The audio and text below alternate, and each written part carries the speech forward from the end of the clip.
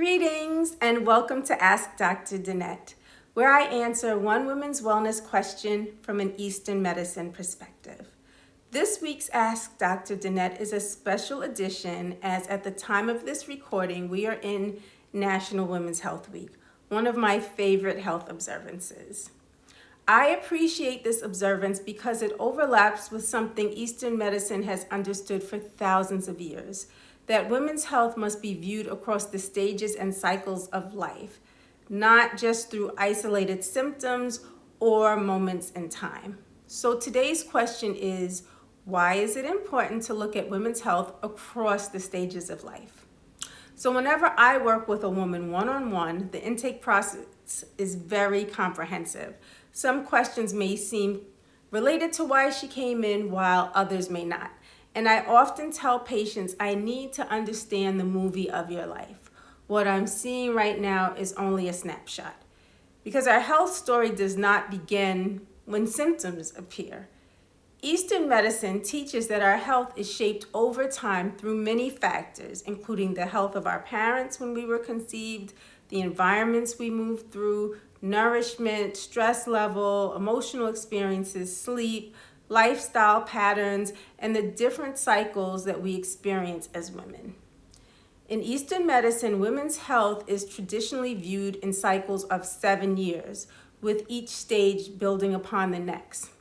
So, the health experiences of childhood, adolescence, menstruation, stress, work, pregnancy and postpartum if she's been pregnant, perimenopause, menopause, and aging are not separate conversations. They are connected.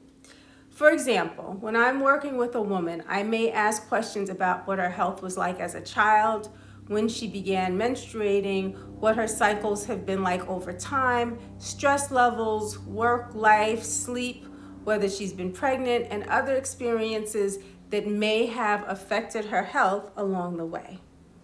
Because all of these experiences help tell the story of how her health has adapted over time. And many times, by the time women reach perimenopause and menopause, the body is often revealing patterns that have been developing for years. That's one reason I believe prevention, nourishment, rest, emotional well-being, movement, and lifestyle support matter so deeply, not only for longevity, but for quality of life.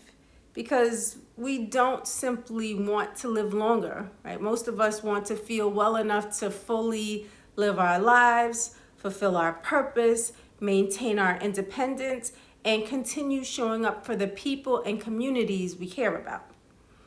And for perimenopause and menopause, this can become especially important because it helps set the foundation for the years ahead. For example, research estimates that more than 84% of Black women will develop fibroids by the age of 49. Now, around that same time, many women are also entering the transition into perimenopause and eventually menopause, a major shift within the body. In Eastern medicine, we understand that excessive blood loss, chronic stress, overwork, poor rest, or long-term imbalance can affect the body's ability to deeply nourish itself as we age. So, if a woman has spent years experiencing things like heavy bleeding, high stress, insufficient time to recover, it may impact how supported her body is entering these transitions of life. And that is one reason it is so important that we support women's health consistently and proactively across the lifespan, not only in response to crisis or disease, but in ways that help build resilience, vitality, and quality of life over time. I also believe it is extremely important that girls and women are supported as whole human beings throughout every stage of life, physically, emotionally, mentally, and spiritually. Our experiences matter, our cycles matter, and the ways we care for ourselves over time truly matters. If you would like support in taking a more holistic and personalized look at your health from an Eastern medicine perspective, you can learn more about my one-on-one consultations through the link in the description below. And if you have a question you would like answered in an upcoming episode of Ask Dr. Danett, you can submit using the link below. As always, take good care and love being a woman.